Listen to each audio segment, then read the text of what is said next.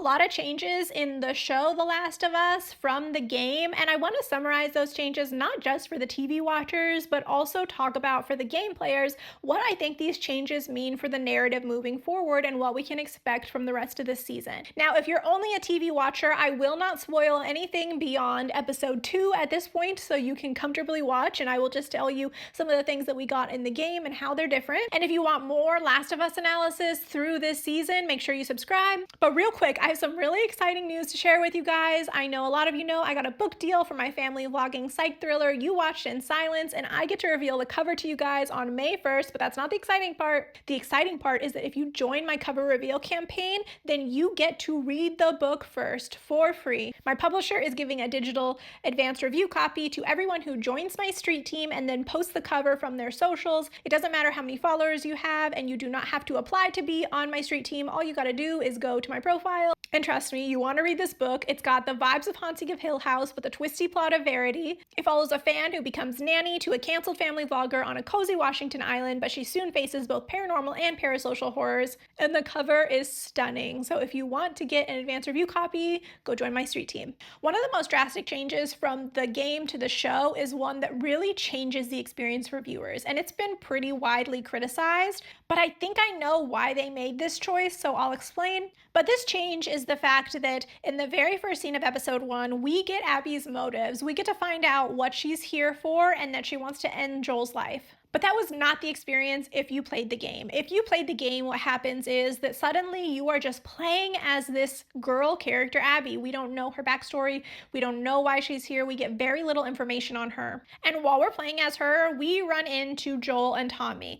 They save Abby just like they do in the show, and Abby takes them to the lodge just like she does in the show, but then she starts to do what she does to Joel, completely unexpected, and we have no idea why she's doing it. She never says the motive.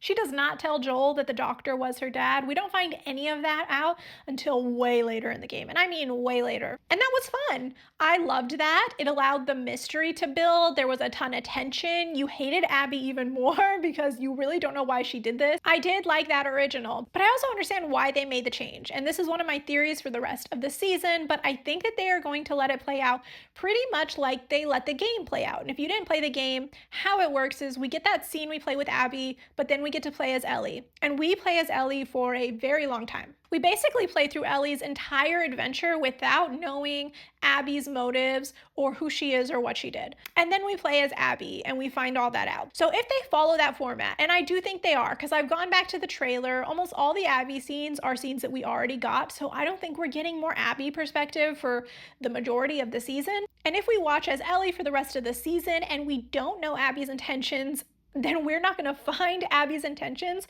for a year or two, depending on when the next season comes out.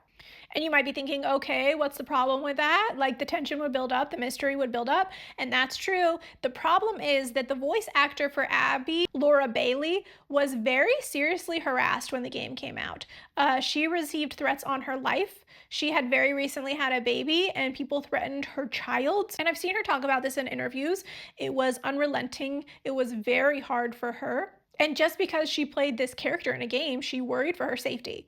Which, yes, if you're a normal, sane person, you're like, that's ridiculous. She's playing a character. I may hate the character, but if I hate her that much, that just means she played her so well. But people are not all reasonable. Some of them are unhinged. Creators of the show were genuinely very worried for whatever actress played Abby. I also think that's part of why they cast Caitlin Dever as opposed to somebody less known, because we know and love Caitlin Dever in so many other projects, and I think that's kind of a shield for all this hatred that may come. But this way, we don't have to worry about Caitlin's motivations being unknown for a year or two and her having to deal with harassment through that entire time period. And actually, the actress Laura Bailey has even come out and said that she thinks what they did was smart and will offer Caitlin a little more protection. So as much as I like the mystery, at the end of the day, it's a story, and I would so much rather the actors be protected. Honestly, the mystery of Abby's intentions are not the most important factor in this story at all. If you're worried as a TV show watcher that it's going to ruin it, just know that I don't think that it does. I think the story goes a lot deeper than just the tension and the mystery of it all. But going back to episode 1, there are a few changes I really love. The first one being that Joel and Dina have a much closer relationship in the show. It's really cute. I love the closeness that they share, and they even gave Dina some lines that were initially Ellie's, like Dina offering to invite Ellie to watch a movie with her and Joel. That was initially Ellie offering Dina to watch a movie with her and Joel, so it's fun to see that Dina just hangs out with Joel sometimes. In fact, Dina even seems to be a little bit the mediator between Joel and Ellie, trying to get their relationship back on track. And I think it's really going to add some complexity to the story that Dina is going to be grieving alongside Ellie, as opposed to in the game, she's mostly comforting Ellie. And Dina and Ellie's relationship is really stronger off the bat too. In the game, I didn't feel that they were besties. They're definitely friends, but they felt like more friends that aren't super close. Ellie definitely had a crush on her, and so there was some emotional distance there. And in the game, it seems like Ellie's best friend is Jessie, who she's definitely close to in the show as well.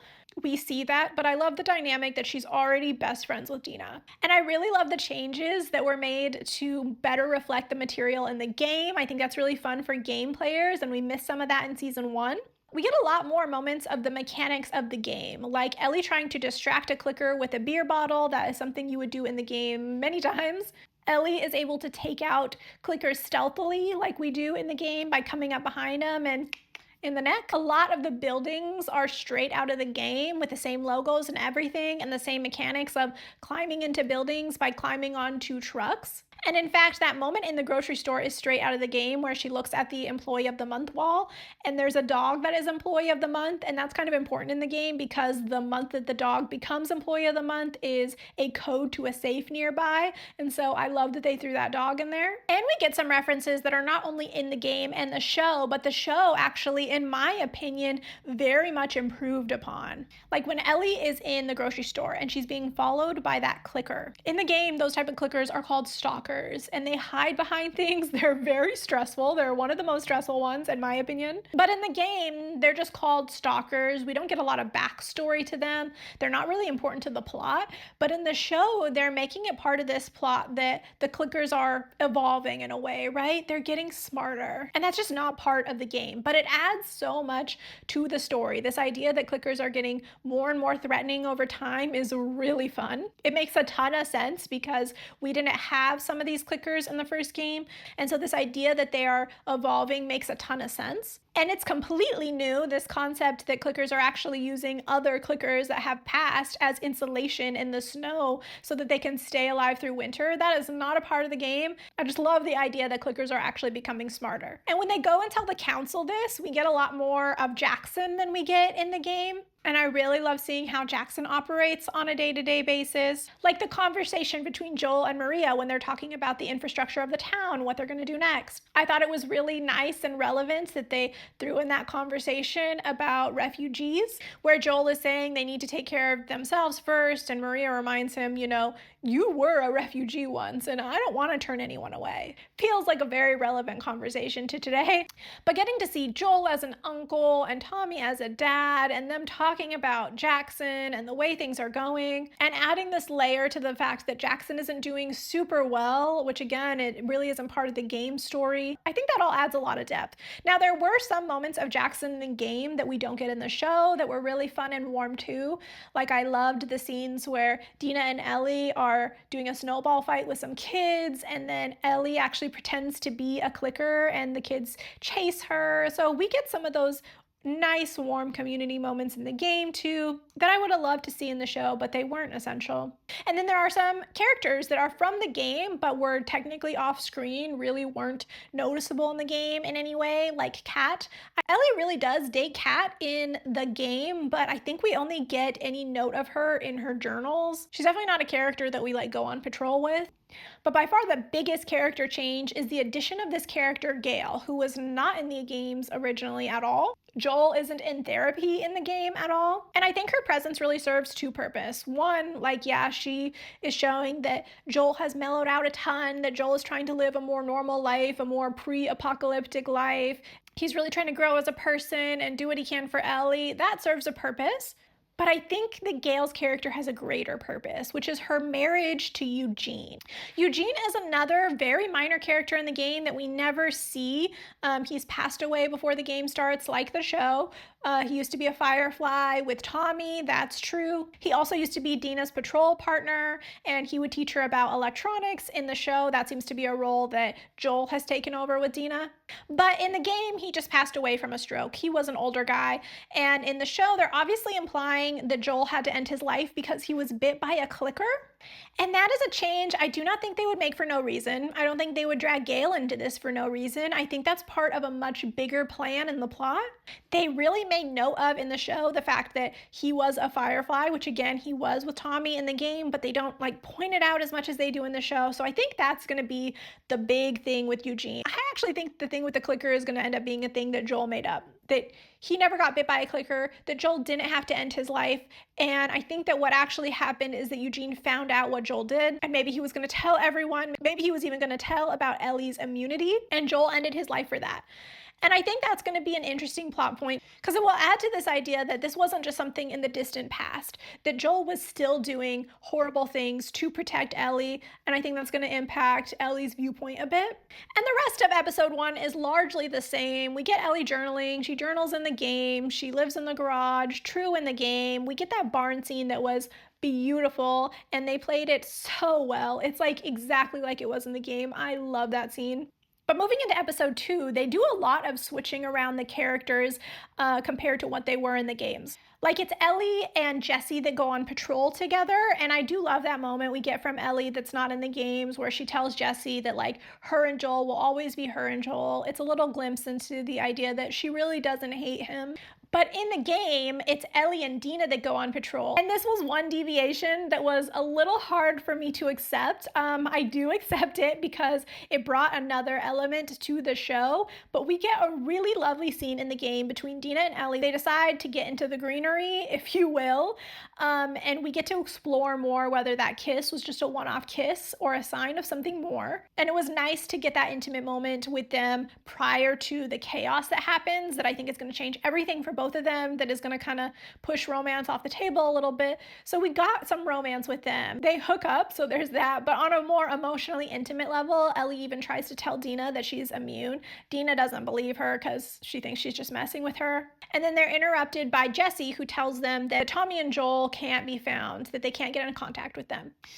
And this is the biggest difference because this whole moment of the Horde coming in on Jackson doesn't happen in the game at all. In the game, the only crisis in this scene is the one with Abby and Joel. And so it really adds so much tension to the fact that Jackson is also going through an emergency at the same time that this is happening with Abby and Joel. It was also nice to see the emergency preparedness of Jackson and how they would handle something like this. We get some more game mechanics with the blowtorch and the bloater. And honestly, that scene with Tommy is so realistic because if you play the game so often, you're just at the end of your gas and your blowtorch right when the bloater is about to pass away and you don't know if you're gonna make it. So hats off to them for that. And making it Dina with Joel was honestly a nice addition too, because in the original it's Tommy and Joel aren't able to fight off any of these people, which just doesn't seem realistic to Tommy and Joel knowing who they are and what they've done. But with Dina, it makes so much more sense because obviously Joel's gonna do anything he can to protect Dina's life, and that's how that plays out.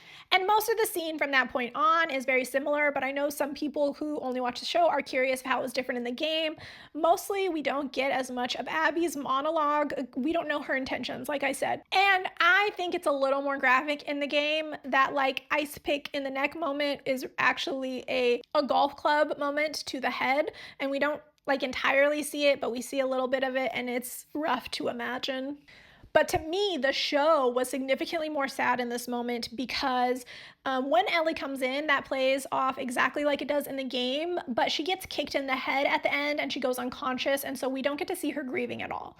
And in the show, we get that horribly sad moment. She's kicked in the ribs. It seems like she's got a collapsed lung or something, some kind of medical emergency, and she maybe even thinks she's not going to make it, and she works so hard to crawl to Joel and just be with him in both of their last moments, and that was very hard to watch. That was very deeply sad, and it's not in the game. And that last moment isn't in the game where they're going back to Jackson. We see Joel's body being dragged. It is a gut punch moment. We don't get a lot of that in between. It kind of jumps to a couple months ahead with Ellie, which seems like it's going to be different based on the preview too, because we see that Ellie's in the hospital, and that doesn't happen in the game. So she seems pretty severely injured, and I think that's going to impact the narrative too. But that about sums up the differences in the games and show in the first 2 episodes. Again, make sure to subscribe if you want more Last of Us content, and I hope some of you will join the street team and check in on May 1st to see the cover of my book. It's so good, you guys. It's so gorgeous. I can't wait to show you.